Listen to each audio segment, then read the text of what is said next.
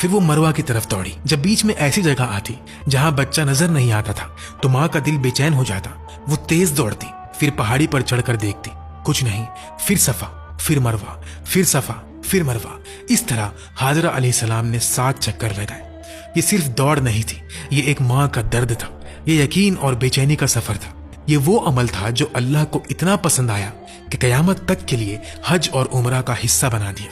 آج بھی مسلمان صفا اور مروہ کے درمیان سعی کرتے ہیں تاکہ دنیا کو یاد رہے کہ اللہ کے نزدیک ایک ماں کی تڑپ کتنی عظیم ہوتی ہے۔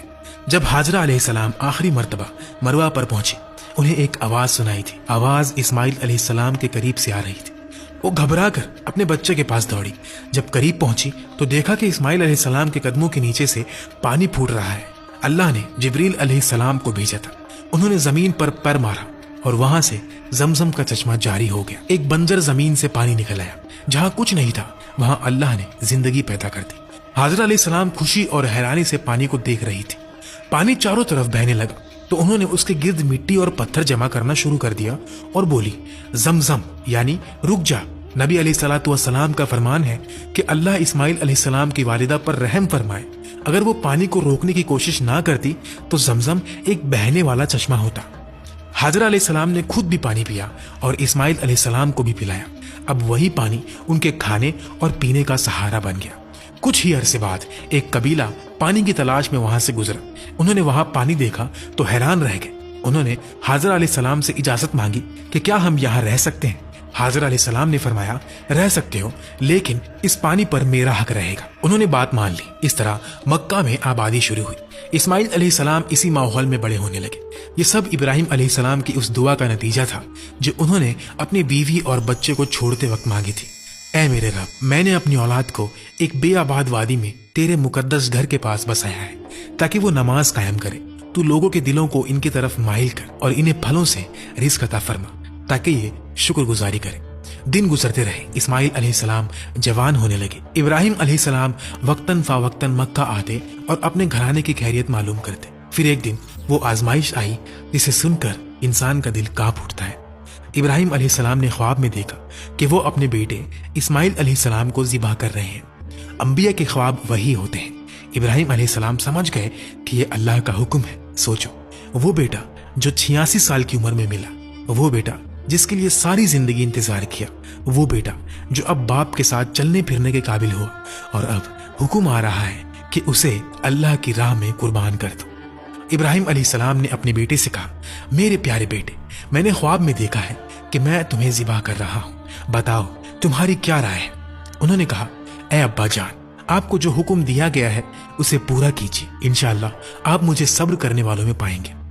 باپ بھی اللہ کے حکم پر راضی، بیٹا بھی اللہ کے حکم پر راضی، دونوں چل دیے۔ اسماعیل علیہ السلام نے کہا، ابا جان، جب آپ مجھے ذبح کرنے لگے تو میرا چہرہ زمین کی طرف کر دیجیے تاکہ آپ میری شکل دیکھ کر کمزور نہ پڑ جائیں۔ ابراہیم علیہ السلام نے اپنی آنکھوں پر پٹی باندھی، چھری اٹھائی اور اللہ کے حکم کو پورا کرنے کے لیے اپنے بیٹے کی گردن پر چلا دی، لیکن چھری نے گردن نہ کاٹی۔ ابراہیم علیہ السلام نے زور لگایا، پھر ایک آواز آئی۔ جب انہوں نے پٹی کھولی تو دیکھا کہ اسماعیل علیہ السلام دور کھڑے مسکرا رہے ہیں اور ان کی جگہ ایک دمبا ذبح ہو چکا ہے۔ اللہ نے ابراہیم علیہ السلام کو آزمایا تھا اور ابراہیم علیہ السلام اس آزمائش میں کامیاب ہو گئے۔ اللہ نے ان کے بیٹے کو نہیں چھینا۔ اللہ ظالم بادشاہ نہیں، اللہ تو اپنے بندوں کو آزماتا ہے، انہیں بلند کرتا ہے، ان کا مقام دنیا کے سامنے ظاہر کرتا ہے۔ اللہ نے جبریل علیہ السلام کو بھیجا اور اسماعیل علیہ السلام کی جگہ جنت کا ایک دمبا قربان کر دیا۔ اس کے بعد اللہ نے ابراہیم علیہ السلام کی اس سنت کو قیامت تک کے لیے زندہ کر دیا۔ آج بھی دنیا بھر کے مسلمان عید الاضحیٰ کے موقع پر قربانی کرتے ہیں تاکہ ابراہیم علیہ السلام کی وفاداری، اسماعیل علیہ السلام کا صبر اور اللہ کے حکم کے سامنے جھک جانے کا جذبہ زندہ رہے۔ اس عظیم قربانی کے بعد اللہ نے ابراہیم علیہ السلام کو ایک اور خوشخبری دی۔ سارہ علیہ السلام کے ہاں اسحاق علیہ السلام کی پیدائش کی بشارت دی گئی۔ اس وقت ابراہیم علیہ السلام بہت بوڑھے ہو چکے تھے۔ سارہ علیہ السلام بھی عمر کے اس حصے میں تھی جہاں اولاد کی امید عام طور پر ختم ہو جاتی ہے۔ فرشتے آئے، انہوں نے ابراہیم علیہ السلام کو سلام کیا اور اسحاق علیہ السلام کی خوشخبری دی۔ سارہ علیہ السلام حیران ہو گئی اور کہنے لگی، کیا میں بچہ جنوں گی؟ حالانکہ میں بانجھ ہوں اور میرے خواہن بھی بوڑھے ہو چکے ہیں۔ فرشتے کہنے لگے، اللہ کے فیصلے پر تعجب نہ کیجیے، یہ اللہ کی رحمت ہے، بے شک وہ قابل تعریف اور بزرگی والا ہے۔ ابراہیم علیہ السلام مکہ آتے رہتے تھے۔ ایک مرتبہ جب وہ اسماعیل علیہ السلام سے ملنے آئے تو فرمایا، اے میرے بیٹے، اللہ نے مجھے حکم دیا ہے کہ اس مقام پر اس کا گھر تعمیر کیا جائے۔ اسماعیل علیہ السلام نے فوراً کہا، ابا جان میں حاضر ہوں۔ پھر باپ اور بیٹے مل کر اللہ کا گھر تعمیر کرنے لگے۔ ابراہیم علیہ السلام بنیاد اٹھاتے، اسماعیل علیہ السلام پتھر لاتے، دونوں مل کر کعبہ کو بلند کر رہے تھے، اور اس کام کے درمیان ان کی زبان پر دعا تھی، اے میرے رب، ہماری اس محنت کو قبول فرما، بے شک تو سننے والا اور جاننے والا ہے، ہمیں اپنا فرما بردار بنا، ہماری اولاد میں سے بھی ایک فرما بردار امت پیدا فرما، ہمیں عبادت کے طریقے سکھا اور ہم پر رحم فرما، بے شک تو توبہ قبول کرنے والا اور رحم کرنے والا ہے۔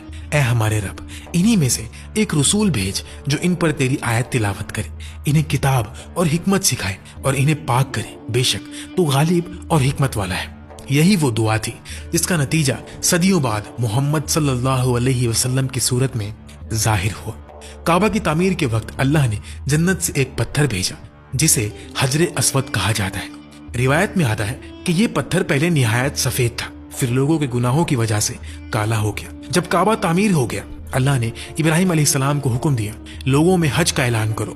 ابراہیم علیہ السلام نے عرض کی، اے اللہ، میری آواز کس کس تک پہنچے گی؟ اللہ نے فرمایا، آپ کا کام آواز لگانا ہے، پہنچانا ہمارا کام ہے۔ پھر ابراہیم علیہ السلام عرفات کے پہاڑ پر چڑھے اور پکارا، لوگوں بیت اللہ کا حج کرو۔ اللہ نے اس پکار کو لوگوں کے دلوں تک پہنچا دیا، اسی لیے آج تک ہر مومن کے دل میں